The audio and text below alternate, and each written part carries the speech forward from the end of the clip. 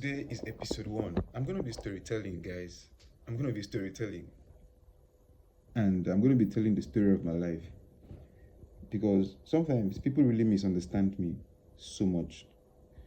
People misunderstand me so much that it makes me feel bad. It makes me feel so uncomfortable. And I feel because I'm actually here now. I'm here on this internet space to stay, and you're gonna be seeing my face really, really often. I'll try to always show up to you. You're gonna be seeing my face so really often. So I feel people really need to know so much about me.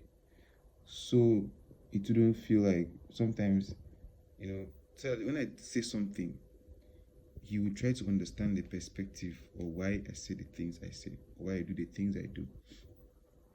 I'm gonna be storytelling, and I don't actually know where I'm gonna start from. But I think if I start from my childhood, because since today being the episode one, um, if I start from my childhood, it's gonna be a better way to keep up the story till maybe the current day. But I know story probably will never end. But I'd like you all to follow up the story if you have the time, because it's gonna be a lot. I'm gonna be saying a whole lot, like the things I've never said before, the things I would probably was afraid of saying. I'm gonna be saying a whole lot of things that, because at this point I don't really care if there's anything that really matters anymore aside from, is there anything to hide? Because what's going on? There's nothing to hide. I mean, life has gotten. I'm 30 years old now, and I'm an adult, so you don't get waiting person won't really hide, or no get waiting person won't really, So I recently I had a dream. Recently, I've not been dreaming. I don't know. I just noticed that, like, for the past since I fasted, bro. Let me start from there. A lot of things has changed in my life. Fasting is not let me let you know something. Fasting is not really about religion. It's not really about it's not really about it's far beyond a religious thing. You can be, if you like, go to church, or you don't be a religious person. Fasting is something that it is a very healthy activity.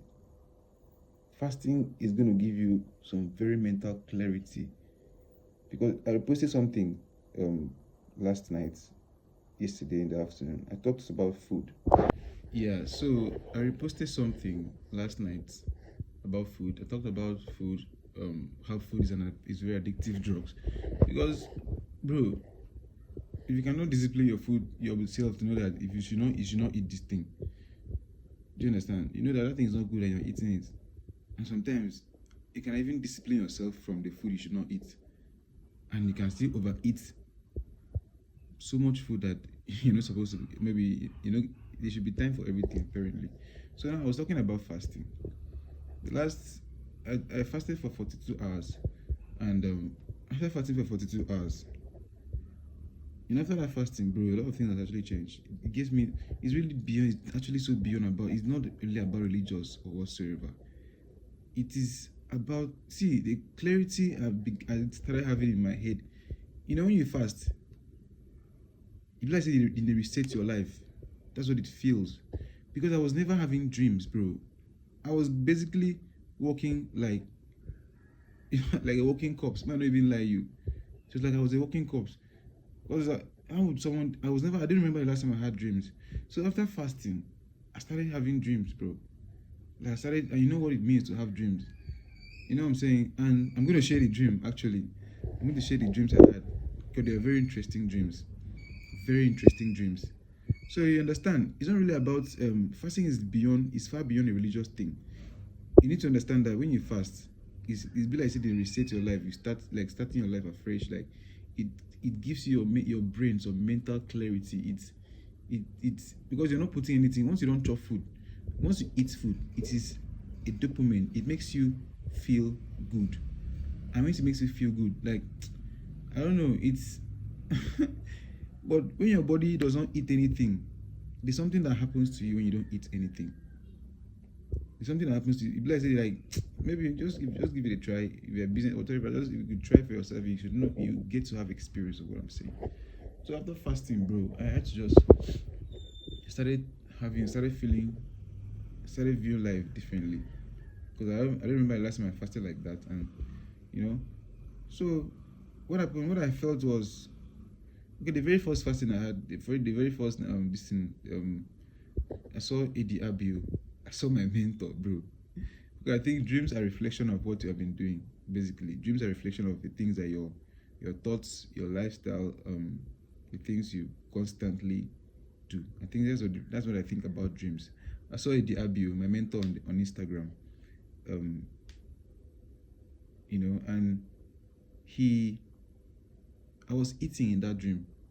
I was eating potato and chicken and potato, and I saw him walk up to me, and he looked at my food, and when he looked at my food, he was like, he nodded his head, but I think he was not really impressed with the quality of food. He now put in some USD, some dollars in my hand, some money. I don't know if it was dollars, but he just put some money in my hand and just walked away. It was just that felt like, oh wow, this man is like an encouragement to me, and I was just happy in that dream. The next thing, I was just somewhere and I saw him come. I was holding something in my hand. I don't want to call it because of the community guideline. He now came and collected me that thing. When he collected me that thing, he was so excited.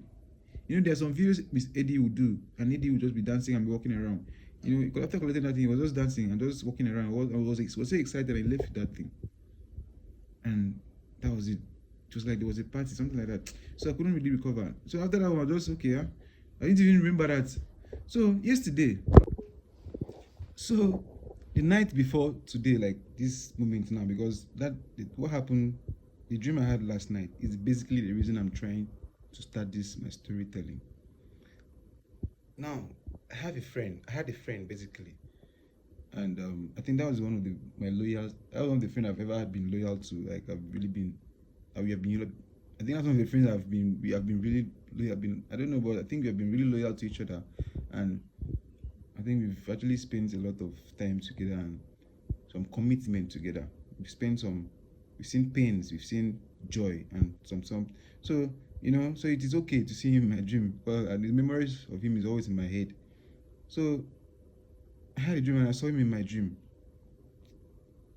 And we parted ways when we were in Cotonou. The last time we parted ways was when we were in Cotonou, and that was the last time I think I met him. So in that dream, it was as if we were supposed to have an occasion. And this occasion was for me, him, and few of my close friends.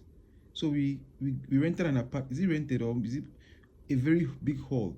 This hall, I was like, this hall big.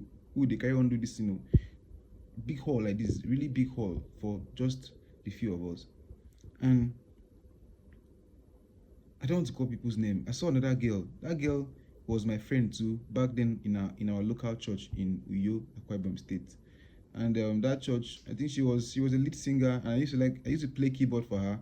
She was an amazing person. I used to play piano for her, and she would sing. So recently I just saw her. I think she sang one of a video went viral.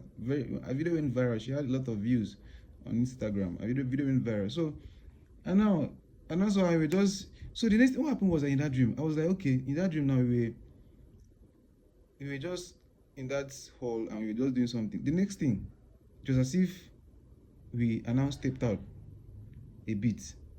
Then when I stepped out, I now came back to that hall.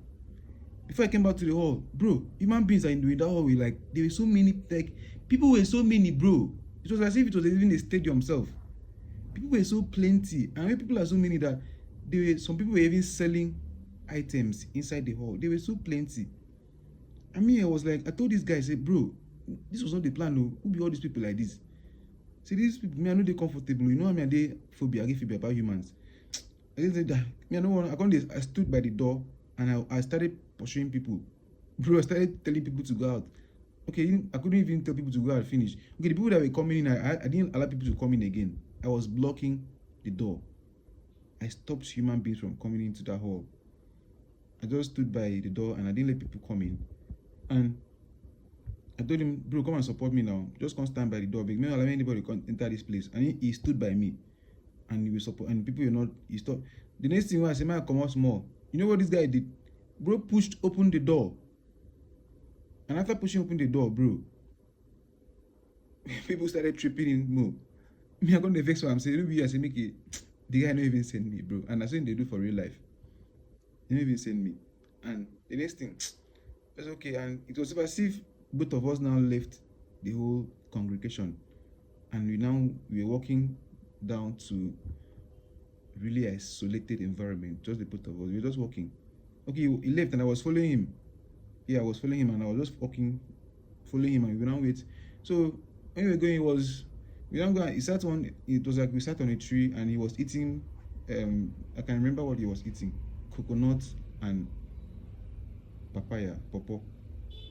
So when I told him, this pawpaw, me, I don't too like pawpaw. Say pawpaw, I think pawpaw makes me bloated. So I prefer pawpaw. I prefer mango over pawpaw. The boy not even the top plenty, bro. He was just sitting down. So me, I was just sitting on. So that was it.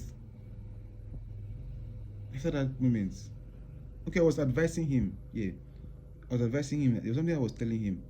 I was telling him that there's one habit I'm trying to limit, because I don't want to say I want to stop it, because trying to stop it is like you're trying to fight nature. Nature put in that thing there for a reason. So trying to stop it is like you're trying to fight it. So limiting it is going to be a way, because in life you have to create balance. You have to create balance in life. You don't have to just make it be say, me no be like say, you have to create balance. So I was trying to tell him about that thing, that habit, because he was still on that habit and that dream, and I told him, yeah, I don't stop him. I don't too like him, and he was even doing it extra. So I was trying to advise him. So after that, that was how I woke up. And when I woke up, I brought out this phone, my phone, and I decided I'm going to start shooting, telling the story of my life. So what am I trying to say in essence? I said I was going to start from my childhood to tell the story.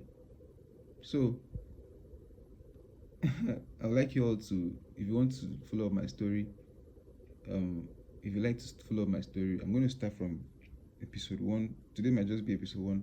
So I'm going to start from my childhood, how the journey of my life till this is my 30th year in this world. So I'm going to start from my childhood, the things I've been through, my lows, my highs, my wins, my losses. I'm from a very polygamous family, bro. My family is very, very, very wide. I'm from a family where my mother married a lot of my mother married different husbands. My parents are actually late. My brother married different husbands, like 3 to 4 husbands. My father basically had 4 children, and for these 4 kids, different mothers. my father's children, 4 of them are different mothers.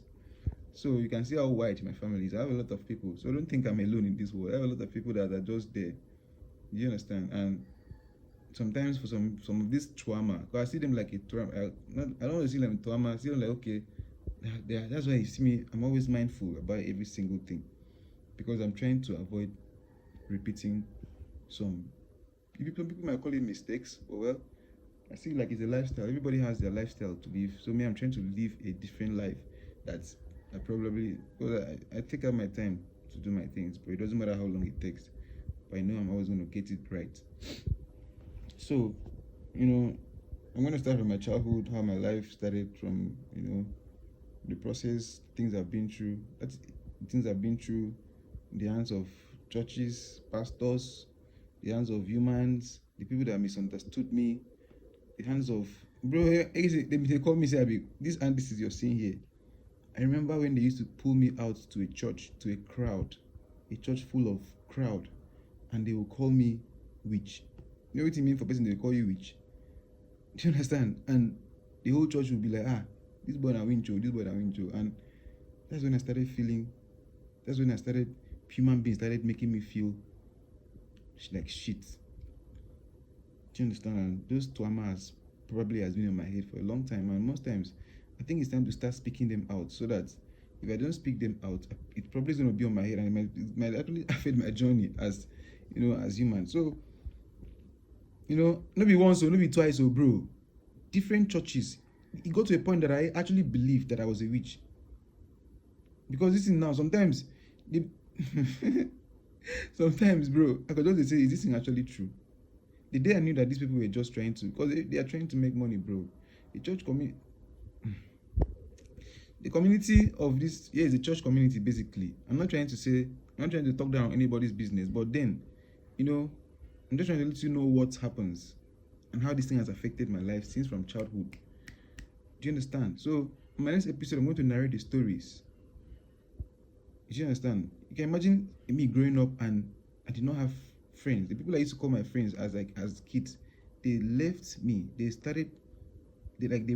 could not be close to me because of that stigma that this boy na wincho. Do you understand? So that's where the loneliness started from, bro. Basically, like they stopped being close to me. They could not even share food with me. I could not even share food with anybody. I couldn't share what I have.